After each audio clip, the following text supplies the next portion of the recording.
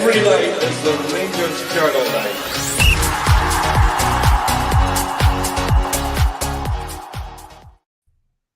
Good evening, everybody. You are live on the Rangers Journal Network with the Ibrox Channel podcast. And we are sandwiched between two games, the first league game of the season and, of course, our next European qualifier. And I think it's going to be a bit of a mixed bag tonight. Pod's, of course, called Mundane start at Motherwell because we are going to delve into that game. But before we go into anything else, we will go into the signing of Finnish international Oliver Antman on a 4-year deal. So we're going to have a wee discussion about him as well. So guys, get your comments in. We all love to see your comments here. Like and subscribe to the Rangers Journal. And before I introduce our esteemed panel of guests, don't forget, off to the matchigo.co.uk, you get 10% off at checkout with the code Journal10. They have got some fantastic bespoke Rangers goodies on there, so do check that out. My camera's just gone blurry all of a sudden, so there we go, it must have heard me. But first of all, we have Billy. How you doing, big man? Well, which one are you talking to, mate? Shall I just call you William tonight, shall I? Yeah, that's me. I'll see if I can change my name in the settings. I do go by William officially on business records. So yeah, I'm okay, mate.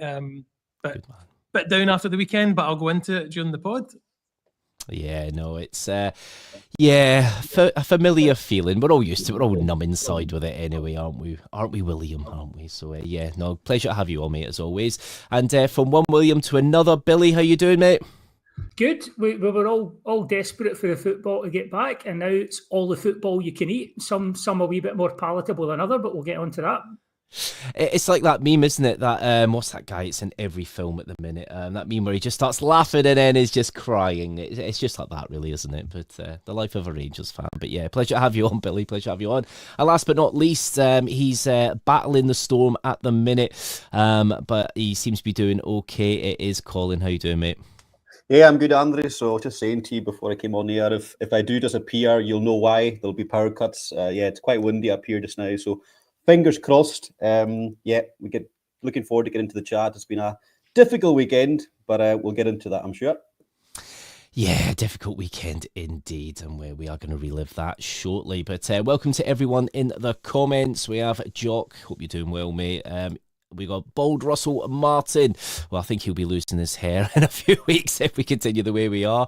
And there's a few Russell Martins as well. There we go. It's a popular name at the minute. I wonder if they'll change in a few weeks. But hi, Kevin, and obviously Wallace as well. Get your comments in, guys. Like and subscribe to the Rangers Journal. It doesn't cost you anything, and turn the bell notification on and you will be informed whenever we go live. So obviously Rangers today announced the signing of Finnish international Oliver Antman on a 4-year deal. He's 23 years old. He comes from Go Ahead Eagles and has become the 9th. Is it the 9th signing of the window? I believe it is the 9th signing of the window. So he's an exciting winger. I think it is safe to say we've been looking for at least a winger or two.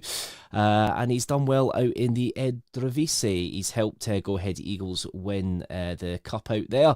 Scored 8 goals, notched 16 assists last term, with 15 of those in the league, which he ended up being the top goal scorer there. So, yeah, it does look quite good. So, William, before I ask you how you're feeling about the sign, and I'm just going to go into some little qualities after doing a little bit of research. So, he's, as we just spoke about there, contributed 15 assists, scored 6 goals in the Eredivisie. It's a remarkable tally that saw him close to the league's top assist makers. So a bit of creativity, something we're definitely lacking at the minute. Pace, directness. He's got rapid acceleration, allegedly. So he's got an absolute willingness to run at defenders. From when I was collating this information, I did notice that this is quite similar to a few other kind of players we have signed recently, you know, notably Mikey Moore.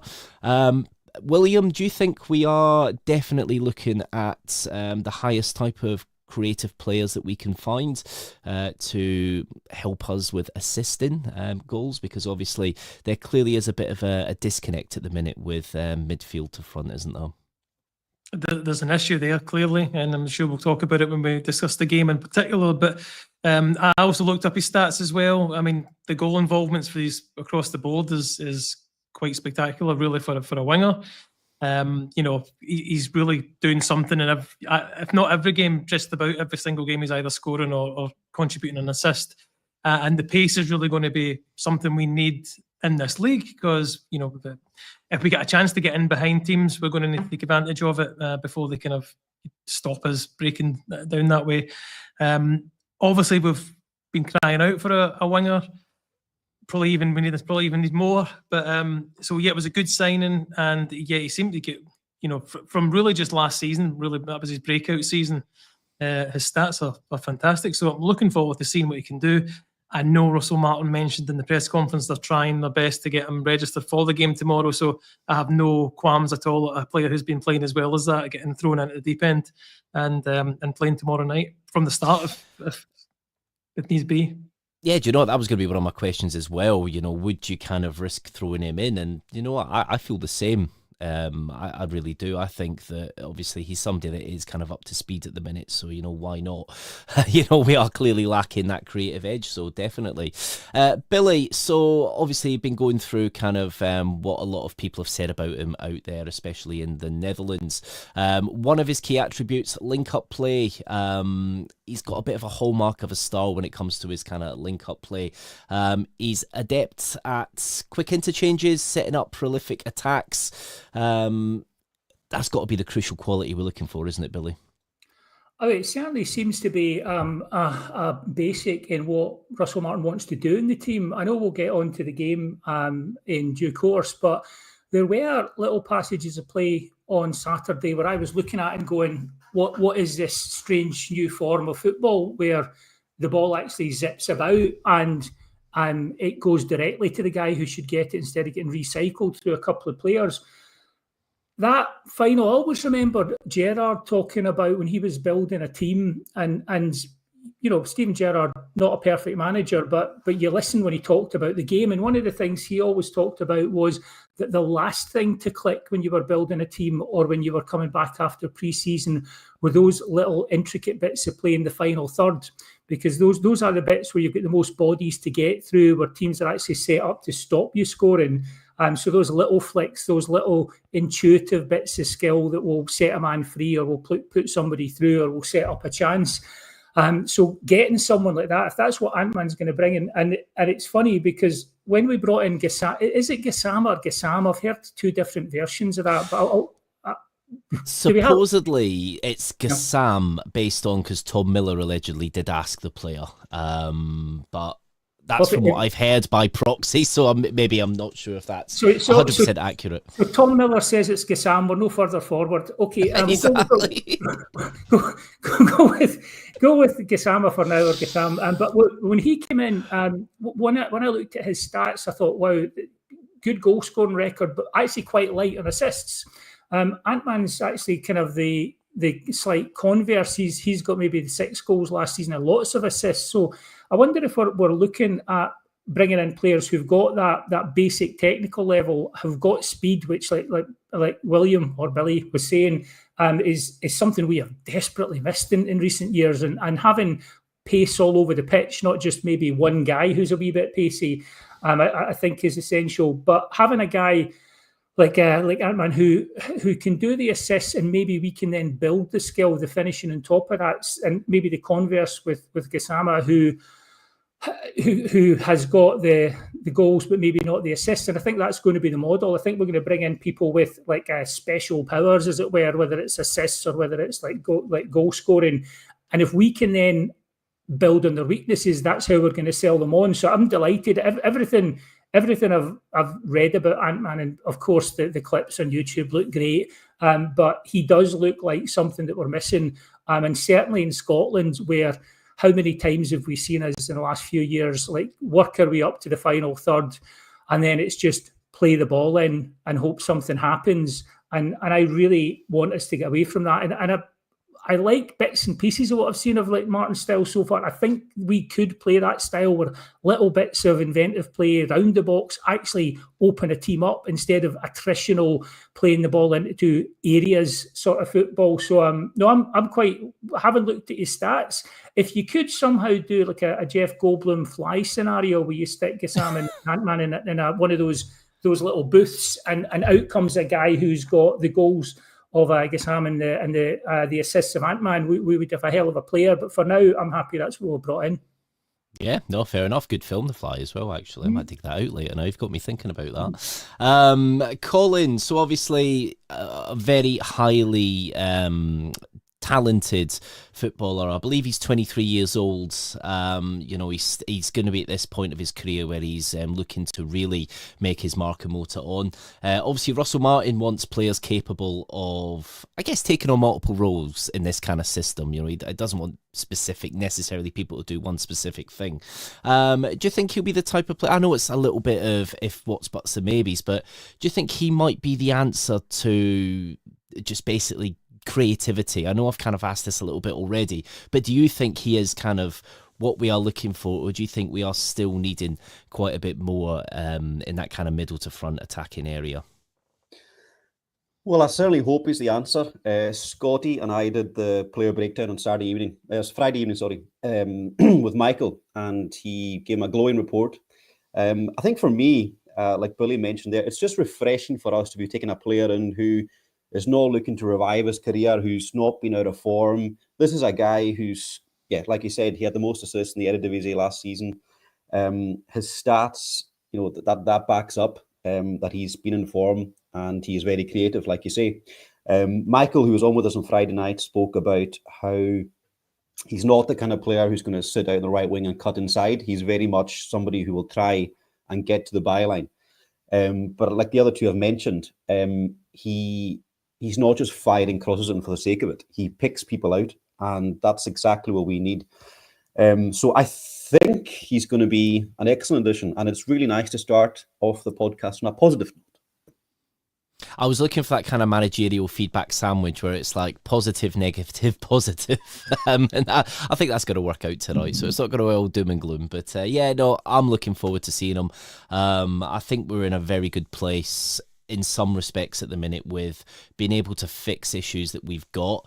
Obviously, we'll go into a little bit of kind of what the manager said a little bit later on, but it is positive. It's a 9th edition.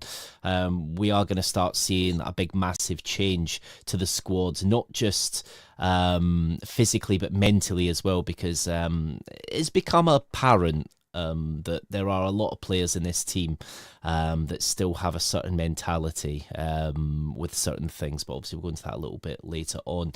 Before we start on the Motherwell game, before we get the PTSD and relive that, I'll just go through some of the comments. Obviously, Colin Morrison, fantastic, gifted 5 Rangers Journal memberships. Well done, Colin. Got some comments here as well. Who else comes out? I think that means who else comes in maybe to accommodate more. I think that might be there. I think possibly. I'll go through some more questions in a little bit as well. Obviously, we still have issues. Left back, possibly. Yilmaz obviously linked with a move to Besiktas, like he is every 4 months with a move out to Turkey. But yeah, William, let's start. Let's go Motherwell. A tale of two halves once again, but a kind of tale of two halves in a bit of a different way. We started a little more positively. We had a fairly dominant-ish first half display, especially with the early goal from Tavernier. What was your general feeling on that first half at Fir Park? It was me you were asking, wasn't it, Andrew? Yeah, sorry, it was you, yeah. I mean, obviously good to get the goal fairly early. Was it the second corner of the match? We seemed to get about 20 corners in that first half. So 12, yeah, positive from. Yeah, it seems it was a lot, but all at the wrong side, or the side we didn't score from. So it was a positive enough start. I wasn't expecting this to be, Brazil World Cup, whatever 1960, whatever year I've not remembered. So I was expecting some kind of teething problems, but it just felt that after we got that goal, it was like the slippers came out, and that was it. There was no more of the pressing, and I'm not touching the second half quite, but the second half was in the post based on how we kind of tailed off after 25, 30 minutes in the first half, allowing Motherwell to come back into it, allowing them to constantly kind of break through on us. And it was worrying, and I did hope for that. I think you maybe even mentioned it on your pod the other day there when you did a halftime review, and it was about coming back. Rangers teams generally come back out and do well in the second half. Well, it was nothing like that, was it? But purely on the first half alone, I've seen the signs of what we're looking to do, but it just stopped working after, let's say, 30 minutes. Yeah, no, it did. No, I totally agree.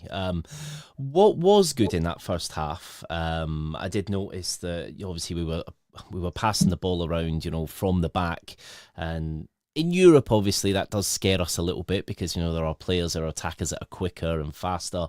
And it looked a bit like we were putting ourselves under a little bit of unnecessary pressure. But actually, a lot of the passing that did come from the back did work quite well. It then just kind of stopped around the midfield and we kind of didn't really go any further. So, Billy, was there any passages of play with the passing that you thought looked really good? Like I was just mentioning there, like the kind of playing out from the back at times. There was a few times that actually looked quite sharp, and we were playing a couple of balls to areas where obviously people were expected to be and they were there, but there were a couple of times as well where we played the ball to an area and nobody was there. Was there elements of that first half with some of the way we passed the ball around that made you think, okay, you can see this style of play and aspects of it looking good?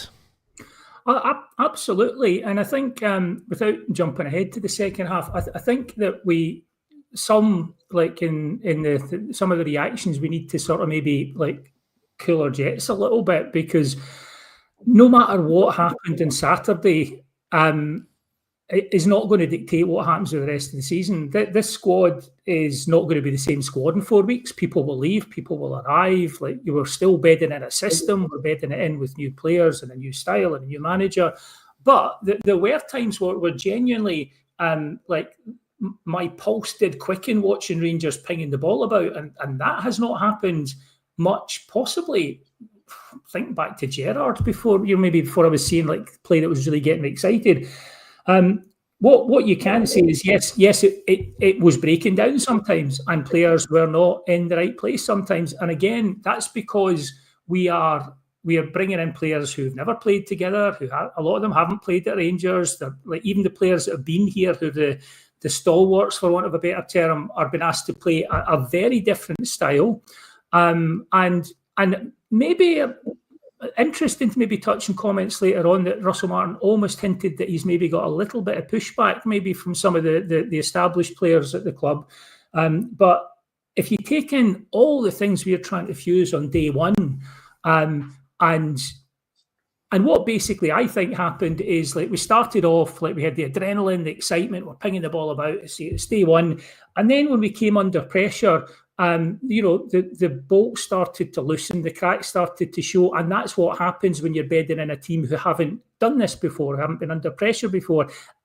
It both excites me and scares me, because it's always been the worry about the Russell Martin project is all these previous teams have taken a while to get up and running, and if you take a while to get up and running in the SPFL, the league can be over, and then you're down to trust in the patience of the fans, which at Rangers can be sporadic at best. So I honestly, there were times I was like properly excited in that first half, and it was disappointing how things went in the second half. But I think, if when we saw Michael Beale's team, there were times I struggled to know after like the first couple of games what he was up to. With Russell Martin, I can see what he's up to. The question, and my brother and I talk about this a lot, is can this work in Scotland? If it can work in Scotland, it's going to be dazzling to watch. If it falls apart on a regular basis, then he won't get to see, the finished Russell Martin project. But I liked a lot of what I saw, but it's been a while since I've seen such a difference between a first and second half. And like Billy says, you're kind of probably expecting a pickup. Instead, it was Motherwell that actually came out and looked like they'd had the kind of the proverbial rocket. So, pluses and minuses. Yeah, no, definitely. I do agree there. We'll go into some bits in a second, Colin, but I'm just going to show this nice kind of match report. So that kind of shows our possession. So our overall possession was 62%. I think it probably would have been considerably more in the first half, but obviously that dropped off in the second half when Motherwell came out a little bit more. But shot-wise, 17 shots to our 15, so Motherwell had more shots. Shots on target, 5 apiece. Big chances, we had 1 big chance across the game, which I think is one of the kind of daunting things, anomalies there, so to speak, that, you know, that is a bit of an alarm bell per se. You know, 1 big chance at Fir Park isn't good enough. Obviously, Motherwell had 5 big chances missed, none because we only created the 1. 5 big chances missed for Motherwell. Accurate passes, 517 for us, 285 for Motherwell. So obviously part of that Martin possession-based kind of system, you will see a lot of passes. Whether they're all forward passes or not, obviously, isn't broken down. But I think they were a bit more positive than what we've seen in the past, especially in that first half. Obviously, corners, we had 12 to Motherwell's 1. Tackles 1, 11 for us over Motherwell's 8. And things like interceptions are quite similar, clearances quite similar. Obviously, yellow cards, we had 4 to Motherwell's 1. So obviously the man of the match, Joe Rothwell, can't really disagree with that too much. I think it's quite difficult to choose a man of the match during that game, especially when you do drop points. But Colin, is there anything in there that kind of sticks out for you? Anything that's either positive or negative? What's your overall feel from the kind of match report? Yeah, I was one of the ones after the Panathinaikos, the two legs. I was trying to be positive and say it's early stages. That was always a European tie against a very good team. I, like you all, I'm sure, and like all the ones watching, expect a lot more from us on Saturday in terms of we've been promised this dominant attacking football. And I think on that graphic, you know, the most damning stat is 5 big chances from Motherwell, 1 for us, you know, and that's just not good enough. As Billy mentioned, some of the stuff in the first half was really nice. It looked tidy. But I think, you know, if we're being honest, and that's what we're here to be, overall, it was nowhere near good enough. And I wasn't surprised to hear Russell Martin come out afterwards and have a go at them because, you know, you can have bad performances. It's early days for the philosophy and the new tactics, absolutely. But the absolute fundamentals of any performance or any team are fight and willingness to run, as he's mentioned so often, and to have that intensity in your press. And all 3 just were lacking. Now, I do have a kind of, I'm trying to balance this between it is early days, but I do think Russell Martin he's not making things easy for some of the players. You know, we arguably had 4 or 5 players playing out of position on Saturday. Now, that's a result of maybe not being able to take a left back in yet, but Max Aarons is clearly not comfortable at left back. Raskin, again, and I know I'm going off on one here, and this was bound to happen. Raskin does not look comfortable on the left-hand side of midfield. Diomande does not look comfortable on the right-hand side of midfield. And this is not making excuses for these guys because they should still be doing better. And Kieran Dowell, as we all know, is not a right winger. So when you consider you've got 4 guys playing out of position, minimum, it is very difficult for a team to go and win a game of football. Now, as Billy mentioned, there were some positives in the first half, absolutely. And when it looks good, it is really good. But I think the most concerning thing for me is when one pass is misplaced, we are so open. It is unbelievable. Now, it's difficult to be too critical, and I know I've gone off on one there, and was, like I said, it was bound to happen because the frustrations of the support over the weekend was, you know, clear, and Russell Martin's own frustrations were quite clear. It's early days, but we have to start seeing improvements really, really quickly. Otherwise, you know, we all know how this ends. So I hope that we, and I'm sure that we will. I'm sure the performance tomorrow night at Ibrox for a European game will be much better because some of the players in this team, I'm not going to mention them, but who have been here for the last 2, 3, 4 seasons, they get up for European games. We've seen it. And when you're away at Motherwell, when you're away at Dundee, St Mirren, that's when they struggle. So, really difficult first league game, and hopefully we see massive improvements tomorrow night. And I think he has to change the team based on his post-match comments. Otherwise, some of the players will just think, well, if there aren't any consequences, it'll be rinse and repeat. Rinse and repeat. We've definitely heard that before. No, well said, Colin. William, obviously, looking back, there's not been a lot said about our midweek excursion out to Athens, 30-degree heat. But as Martin's saying here, was Europe possibly a factor in Saturday, do you think? For me, no. I mean, most of these players, as Colin was saying, are European experienced players and they're used to playing this amount of games. So it shouldn't be an excuse, absolutely no way. And to follow on from what Colin was saying as well, the openness of midfield. I mean, Raskin and Diamandi, I don't know where they were, because anytime we lost the ball up there, near Motherwell's goal, they just walked right through the middle of us. So if that's the system, there needs to be some kind of guardrails in place to protect the midfield area. There was even one in the first half. I think Motherwell passed the ball into the box, and it was just a clear straight clearance down the middle of the park, straight to a Motherwell player standing by himself in the middle of the park where you think some of our players should be. So whatever this system is, and I don't really fully understand it. I understand it's possession based and be fast, quick passing and stuff. But where in this is the protection for that? Well, where is the midfield really? Because Raskin is out in left wing sometimes, and same with Diamandi as well on the right. Have we not got the wingers not there to play? Where are they? So it was actually, Colin, you're saying you're going on a rant. I'm so deflated with the weekend, and that's what me and Billy were saying on Friday's news pod. Like, just start the league season on a high, just get a win, whether it's a 1-0 win or whatever. But we already have a manager who the fans don't really want. They're not really behind. So the wind was taken out of our sails, after the joyous celebration of the new owners coming in. And now again, first game of the season, it's the same again, same as Gio, same as Beale, same as Clement, dropping points in these games. And we're kind of sick of it. So it's no wonder we feel like this just now. We feel deflated. And on top of that, it was an absolutely awful performance. And it's, as much as we've seen maybe glimpses of this slick passing and stuff in the first half, it was just completely disappeared after that. And Motherwell, who, I think actually we expected them maybe not to finish in the top half of the league. On that performance, they should be pushing for the top half of the league, but very well could go on next week and get a defeat. And that's just we shouldn't be going away to these teams and suffering these kind of humiliating, okay, it was a draw, but it feels like a defeat to me, because the whole momentum of a new manager and new owners and new players it's just disappeared. And I don't know, it's not easy to get that back.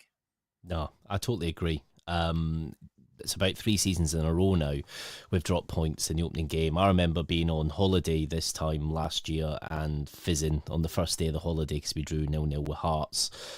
Season before that, I think, was it Dundee United or Livingston, and we just always put ourselves on the back foot straight away. And that's the frustrating thing, because psychologically there's 2 points ahead already, and that just starts setting the tone. That's not really psychological, Andrew. They are 2 points ahead. Well, no, yeah, of course, but it kind of starts, putting that psychological thing of, it just all kind of comes full circle a little bit. So yeah, no, I totally get where you're coming from. Billy, obviously talking about. Oh, sorry, were you going to say something there, Colin? Yeah, sorry, Andy. I was going to come in just before we move away from that point. See this point about we're early days. We're only 5-6 weeks in. We've kind of gone along with that because we know it's going to take time. Motherwell are 5-6 weeks in as well, and they did a lot of the basics that we told we were going to see. They did them a lot better. They've got a new manager, and that's the worrying thing for us. Yeah. No, I don't disagree.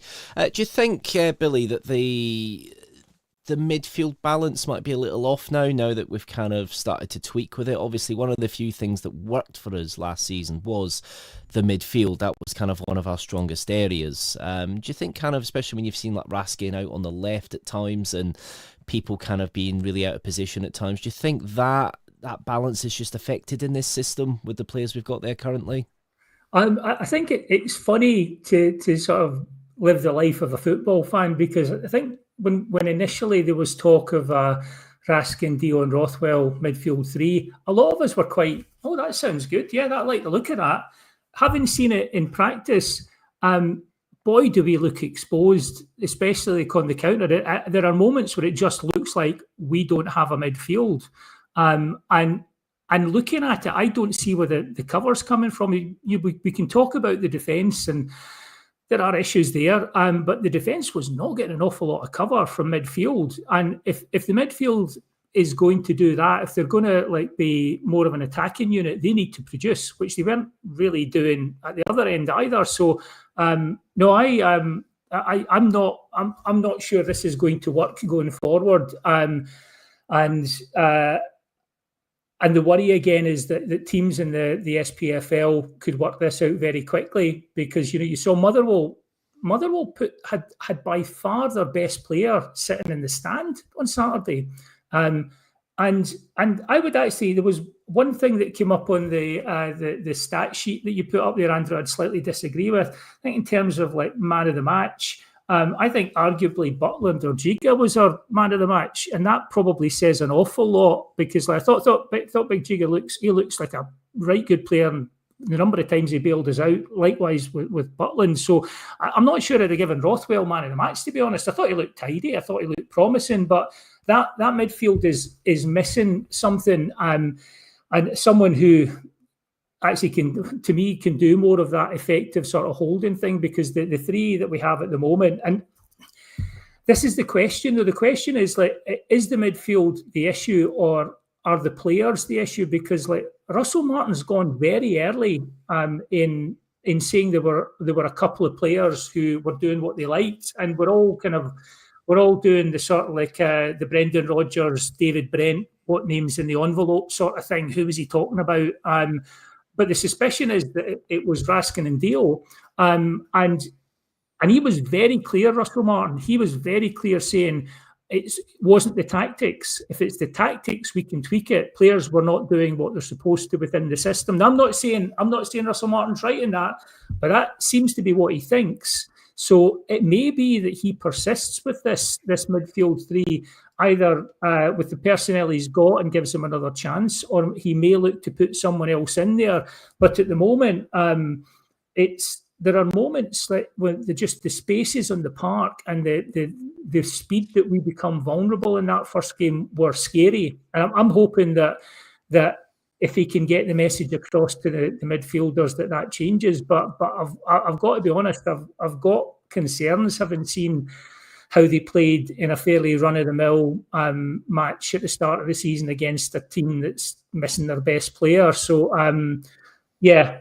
personally, I think he might need to tweak it, but I suspect that he's Russell Martin, we've heard he's a pragmatist, and he's gone in and he said it was the players rather than the tactics. So whether we like it or not, I think we might be sticking with this for a wee bit. Yeah, I guess when you look at the kind of crux of that kind of system, it's a kind of high risk, high reward, isn't it? If it works. We've obviously struggled for several seasons with this kind of these kind of systems that we look to do. Obviously, don't seem to struggle in Europe too well when there's a bit of space. But then, are we now looking at individual players? Obviously, Ian Dillon's kind of said it here.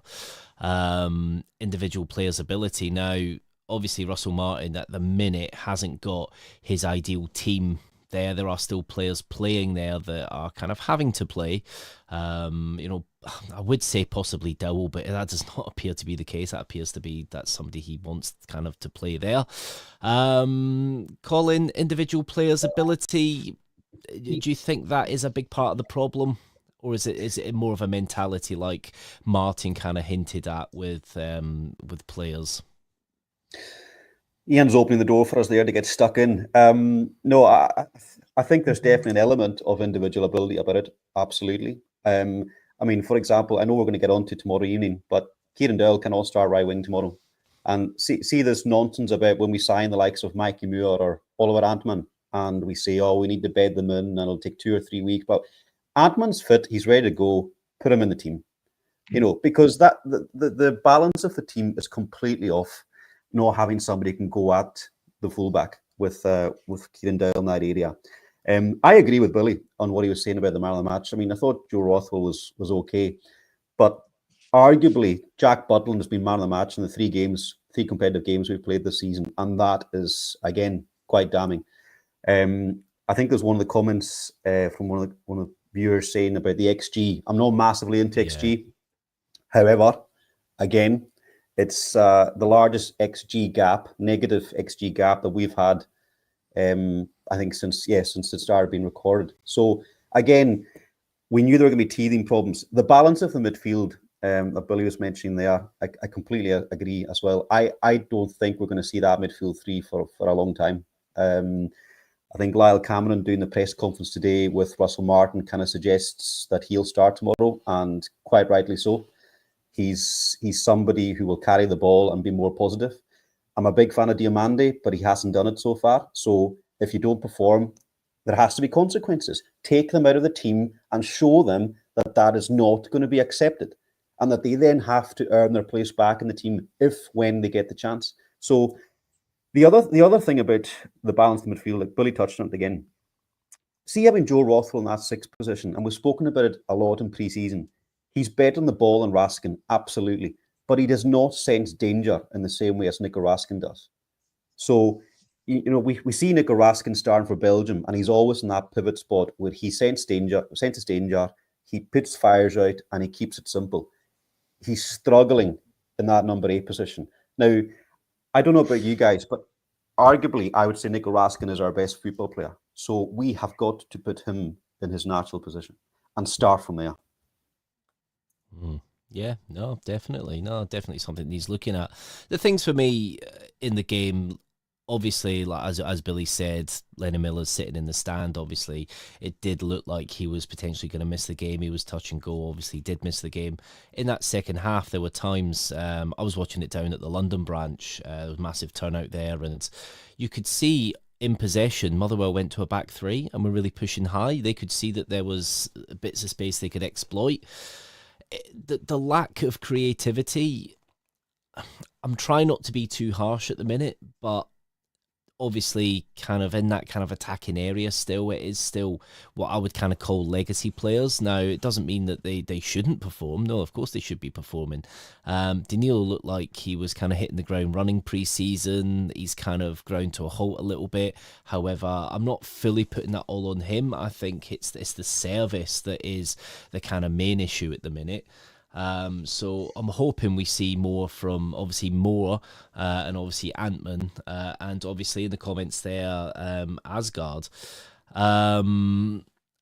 don't know any more on Asgard at the minute. It sounds like he's not far off, but obviously we've been so scarred before from, the Jordan Rossiter syndrome, which, it can be frustrating. But so obviously with that game, some of the positives I'll take from it. Some of the corners we had, especially the first two, actually met a Rangers player. First one, Raskin headed it over. The second one was Tavernier's goal. We haven't been as organised at set pieces for a while. I think last season especially, we were atrocious at the start of the season. So that was a bit of a positive. Obviously, as the game went on, some of the corners went a bit deeper to kind of the far post, I think, for a knockback, but they weren't coming off. That second half is a worry, and it is how we can just drop off in that intensity, especially, obviously that's where Martin's criticisms come, around mentality and bravery. It's just that second half showed that there's still a lot of work to be done. So 4 yellow cards picked up, one that I was really annoyed with. Now, the official, obviously Stephen McLean, I think it was. He didn't have a bad game at all. We haven't really spoke much about the official, which generally is a good sign. However, that yellow card, William, on Cameron, as soon as he comes on, gets the ball and gets it cleanly, it's a beautiful challenge, and then he yellow cards him straight away.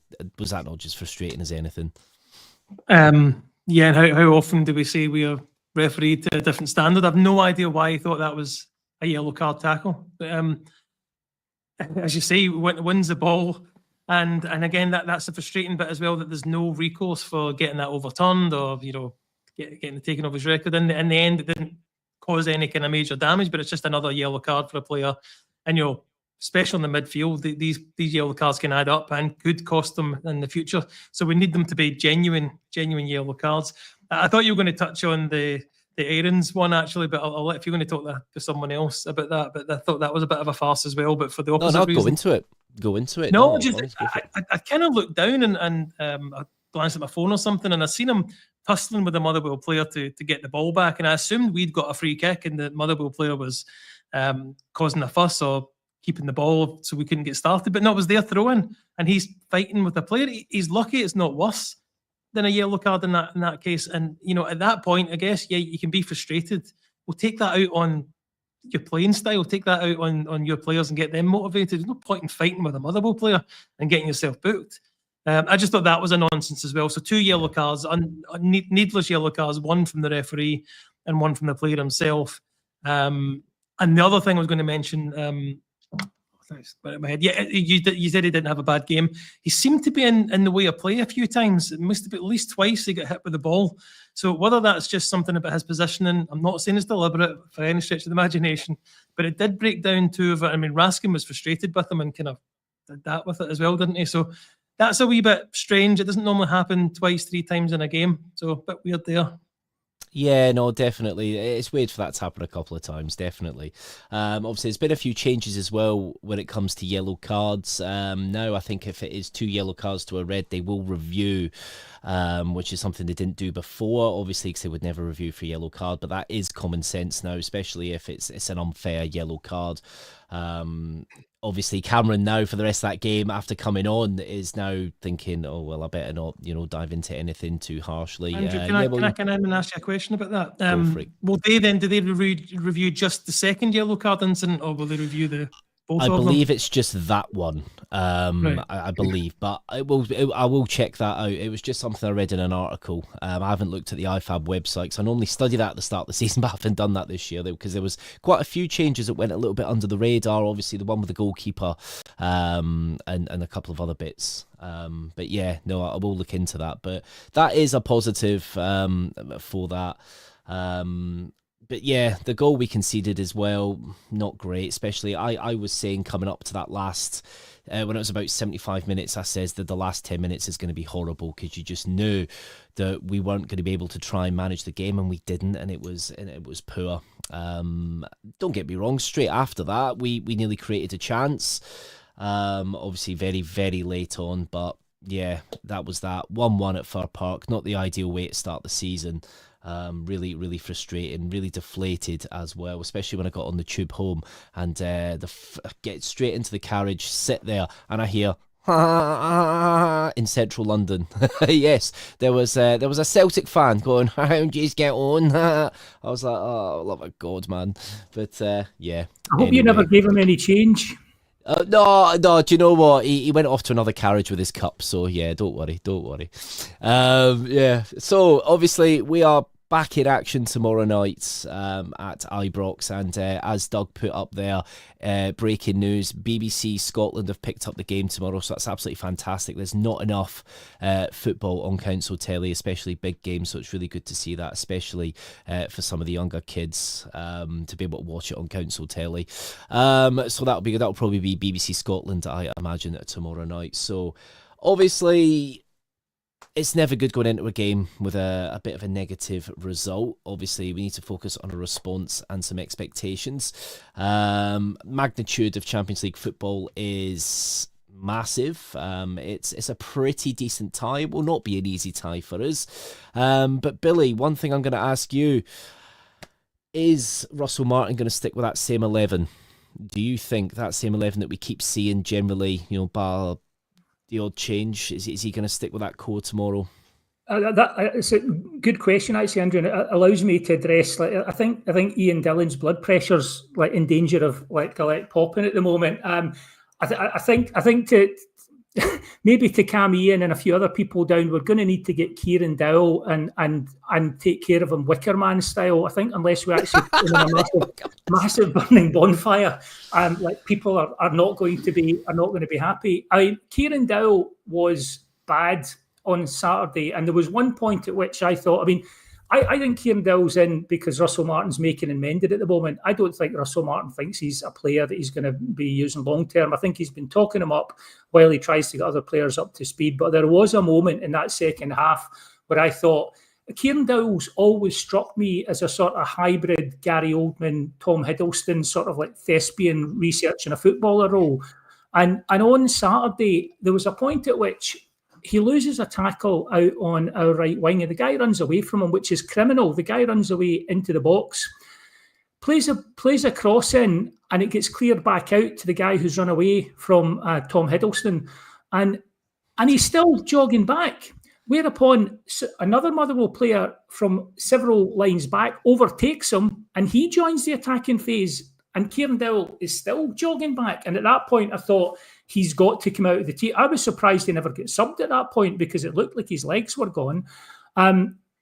But I don't blame Kieran Dowell for that. Kieran Dowell's a guy who's never looked up to Rangers level. He's looked much more comfortable when he's gone down to the first division. He's come back up. He's doing a bit of a job. And I hope he gets a move because Rangers fans they're never going to, they didn't like him before and no one's revised their opinion. It's going to get toxic for him if he doesn't get pulled out. So I kind of feel sorry for the guy because it's not his fault he's getting stuck in there when he's not good enough. In terms of other players we could put in, it would be interesting. Like Colin was saying, it would be interesting to see if we feel Ant-Man's up to going straight in. That would be a wee bit of a curveball because like Pilsen won't really have been able to do much research on him. The midfield would be interesting to see what we can do there. I think in terms of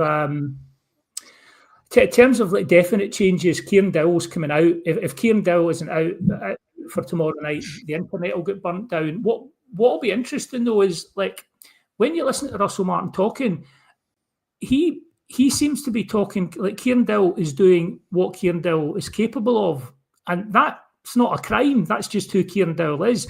He seems more down on Raskin and Diamande not doing what they're capable of. So it'll be interesting to see if he actually tweaks with that midfield, and whether like Lyle Cameron gets to come in because like he did run about and he did cover ground and he did everyone else by that point had started to look a wee bit paralysed, and whether that's because they were not retaining what they should do in the system under pressure or whether they were just tired, I don't know. But I think definitely bringing in Cameron, bringing in ideally Ant-Man, dropping Kieran Dowell, those have got to be absolute basics. And one thing just to touch on in case I don't get a chance to, the thing that's starting, I've been very excited by the recruitment. I think it's kind of what we hoped for. It's been good, exciting, pacey players. There's now beginning to look like an imbalance in the squad. And that's where I started to get concerned on Saturday. The leadership group in this Rangers team hasn't succeeded in recent years. I love Tav. I don't think Tav's the problem, but he's a quiet guy on the pitch for a captain. Butland, yeah, he's part of the leadership group. He's a goalkeeper and his form's been up and down. Rothwell's supposed to be part of the new leadership group, but he's just in the door. I'm a wee bit concerned that Connor Cody's now off the table because what we're ending up with is a squad of quite young, inexperienced, not inexperienced in terms of games, but at this level, at a club of the level of Rangers, inexperienced at that sort of club players. And we're looking a wee bit light in the senior players who, like in a game like tomorrow, if it started running away from us, can, like do the Scotty Arfield thing or, just run round and calm people down and kind of like get them back in shape. So that's where I'm a wee bit worried. I think there will be changes, but I would like to see us getting someone into the squad who can be part of a leadership group and not a failed leadership group, but actually someone we can look to and go, right, well, like we can see what he brings. Because at the moment, if you were looking at that team on Saturday, you would assume Giga was actually the senior defender in there. And he really should have someone like Connor Cody next to him, helping him out, like, giving bits of advice to the midfield. And I feel like that's something we're missing. So I think there'll be 2 or 3 changes for definite. But also, I'll be interested to see what we do going forward in the senior pros side of things. Yeah, no, I do agree with you there. Obviously, Suter had a didn't have a great game at the weekend. Souttar's always had a bit of a, I don't know if it's necessarily a judgment issue, but especially if the ball's kind of going over him, he tends to kind of be caught on the ground. Don't get me wrong, this pre-season he did have that injury, didn't he? He went out with Scotland, got injured, which I think split the fan base a little bit about like why are you going there. But obviously it was a pre-planned surgery I think he was having, so maybe he's not fully up to speed yet.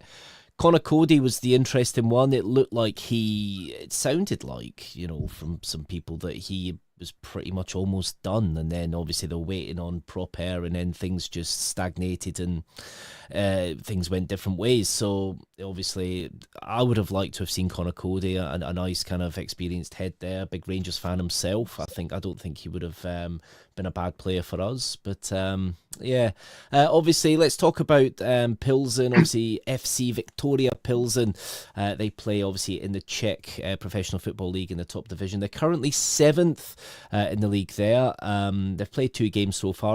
Just about everyone else has played 3. They also had their game postponed at the weekend, so that they're going to be a little bit more fresh for this one. They've won 1 game, drew 1. Obviously, we all kind of kept a close eye on the Servette game last week, which just seemed like an absolutely crazy game. Obviously, the first leg, Servette beat Pilsen 1-0, and then I think they went 1-0 up in the second game as well, so it looked like they were kind of assured, and then just chaos ensued. 2 red cards, 1 for each side, and then Pilsen came out 3-1 winners. So yeah, Pilsen, it's a little bit of an unknown of what to expect. So it's kind of hard to kind of gauge, you know, what they're like, and they're quite a nice attacking side. They sold their playmaker just day before yesterday to Crystal Palace? Is that, I can't remember now. I'm just Leon. trying to think of was it Leon? That was it. Yep. Yeah. So he'll obviously be a big miss for them, especially with tomorrow's game. Now I'm going to ask you, Colin, what do you expect from, you know, Giga, Aarons, Rothwell tomorrow? Obviously, this isn't their first European test, but do you think they might be a little bit more eased into it now after playing Panathinaikos, or are you expecting a very similar game to the Panathinaikos ties where you know, we looked a little bit out of depth? If it's a similar team to what we had on Saturday, then it will be rinse and repeat. Because I think, you know, Billy touched on that there. If Dowell starts again, if the Rangers fans turn up at Ibrox tomorrow night and they see a similar lineup, I think it'll be toxic and negative from the start. Whereas Russell Martin's got a chance to freshen it up and to give other guys a chance to prove a point and to introduce some of the new players, whether it's Ant-Man or Mikey Moore, whichever one of the two of them is up to speed, get them in. So I'm expecting to see, and I hope to see, a hungry Rangers team that wants to go and prove a point and to start delivering some of this attacking, dominant football that we've been promised. Because all the soundings from Russell Martin's press conferences, and he's been very honest about this, they're training well, they're doing everything that he's asking them to do, but it just hasn't quite, you know, transferred onto the pitch yet. So we want to see some of this attacking football, but the bare minimum is that we see them fighting, running, and working as hard as they possibly can to try and deliver a result. So I think we will see a better performance tomorrow. We always get up for European games, particularly at Ibrox. Russell Martin mentioned in his press conference this afternoon that Pilsen are quite a direct team. They like getting the ball forward. They're quite a powerful team. So we have to be ready for that. But when we get possession of the football, we have got to be better and we have got to create more chances. Again, we've touched on in podcasts over the last couple of weeks. We're not making enough chances for our strikers. So I don't know what he's going to do with the number 9, whether Danilo gets the shirt again or whether he puts Dessers in. Obviously, we know Igaman has this knock that has kept him out for the last 2 weeks, even though it was only supposed to be a couple of days. Asgard's not available. But I genuinely don't think Kieran Dowell can start tomorrow night, because Kieran Dowell, by 9 o'clock, 10 o'clock tonight, shouldn't even be in the European squad. Because ultimately, if Mikey Moore and Oliver Antman are being added to the squad, then we have to take 2 players out, 2 non-Scots. So, you know, it would have been easy if that wasn't the case, just to say, well, we'll take Leon King out or somebody like that. But they can't do that. So presumably, if they've had international clearance for both, which hopefully they do, you are looking at someone like Kieran Dowell, potentially even someone like Oscar Cortez. So I do think we're going to see a different Rangers team tomorrow in terms of the lineup, and that should get the fans more excited from the start. And hopefully, we start well and start positively.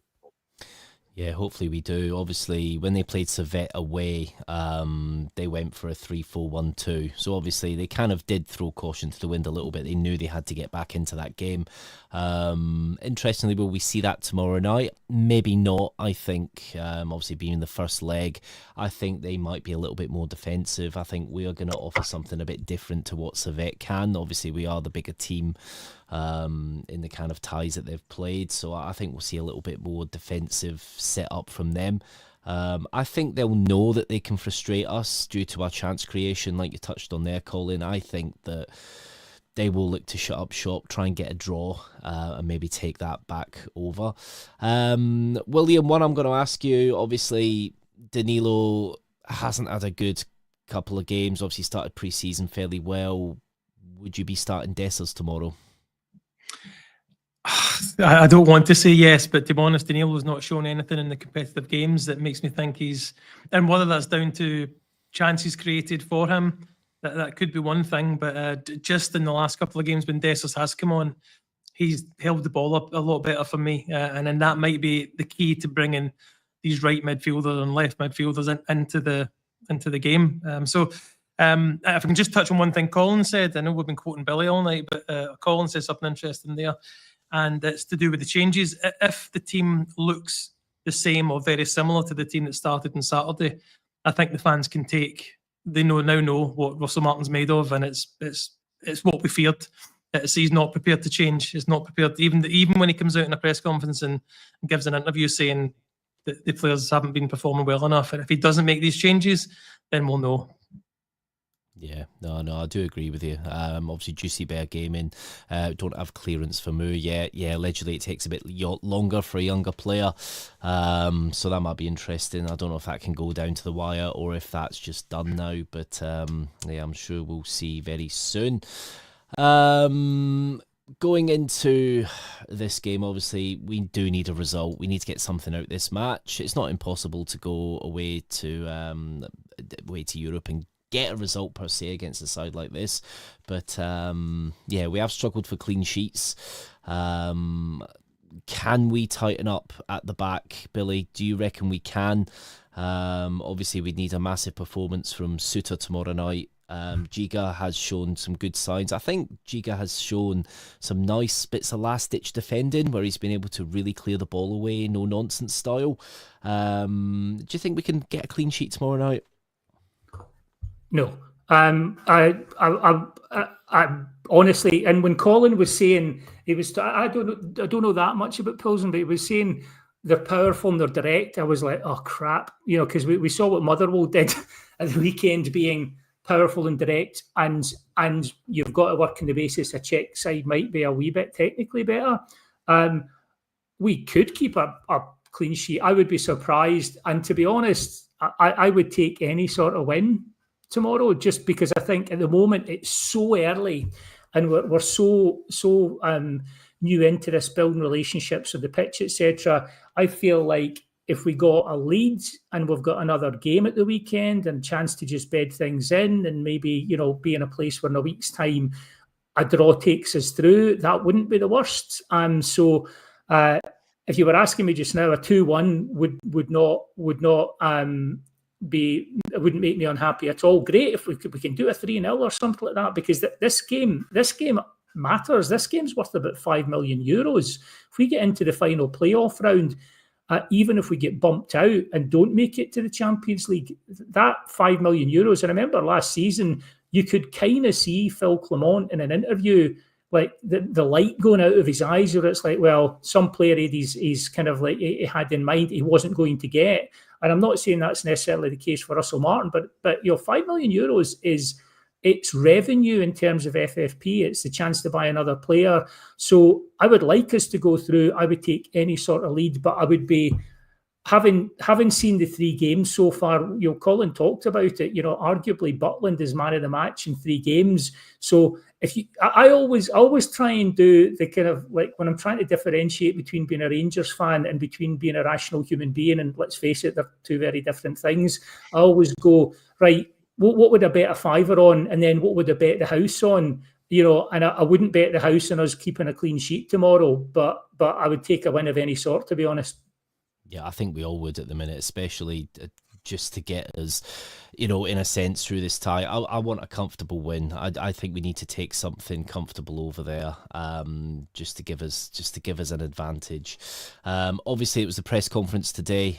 Martin was asked about his comments at the end of the Motherwell game, and he did address that a little bit. He says, I think if they know us now, but as a group of coaching staff, that it all comes from a place of love, really, and care for them. So that's him talking about his comments at the weekend. I don't come out and say that because I want to be ruthless and all that stuff. If they know me as a person, people who do know me, they know it comes from a place of love and to help them, to want them to be better. So I think when you come from that place, whatever is said, if they understand that, then we'll always have a real honest and good conversation about it. And I think and I hope they understand who we are by now and what we're here to do. And I really believe they're really trying, and it's just that learned behaviour and that default. And we have to change that a little bit because they're really good human beings. So they're good people, but the default is to try and protect yourself when it gets tough. We need to just shift that a little bit. So he's not necessarily backtracked on what he said. He's kind of, I think, explaining it without the kind of instant reaction that he had.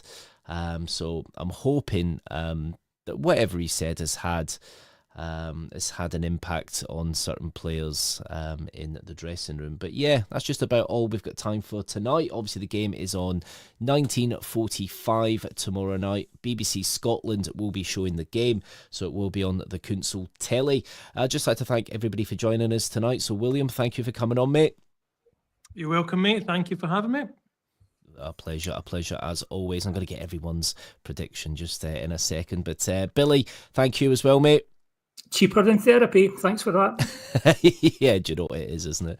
And of course, Colin, you've held out through the storm, so thank you ever so much, mate. I have. Hopefully you guys weren't hearing the showers in the window there, but thanks for having me on, Andrew. Enjoyed the discussion as much as you possibly can enjoy talking through draw points of the weekend. So quickly before we all leave, so William, your prediction for tomorrow. Ian Dillon's going 3-0 to the Teddies. If there's a change side with the changes we've talked about, I agree, 3-0. But I reserve the right to withdraw that if the team is the same as Saturday.